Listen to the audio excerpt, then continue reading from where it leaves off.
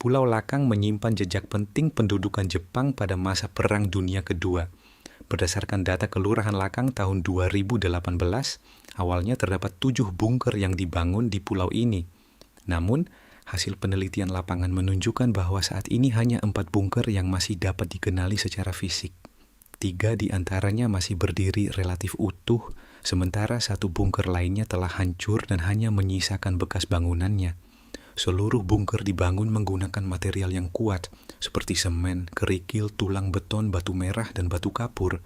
Bunker pertama merupakan bunker utama, sekaligus yang terbesar. Dahulu, tempat ini digunakan sebagai ruang rapat dan pusat penyusunan strategi militer tentara Jepang. Bunker kedua dikenal sebagai bunker penembakan. Bangunan ini memiliki 2 bukaan, yaitu pintu masuk dan lubang tembak yang menghadap ke arah barat tepat ke Selat Makassar. Dari posisi inilah tentara Jepang mengawasi pergerakan pesawat maupun kapal sekutu yang melintas. Ukurannya relatif kecil, hanya mampu menampung sekitar 4 hingga 5 orang prajurit.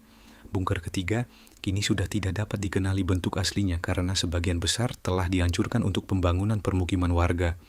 Berdasarkan keterangan masyarakat setempat, bunker ini dulunya digunakan sebagai gudang penyimpanan senjata.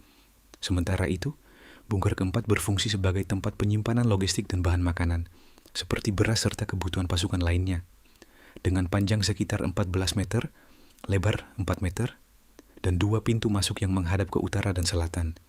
Bunker ini menjadi salah satu bukti penting bagaimana Pulau Lakang pernah berperan sebagai basis pertahanan dan logistik Jepang di Makassar selama Perang Dunia Kedua.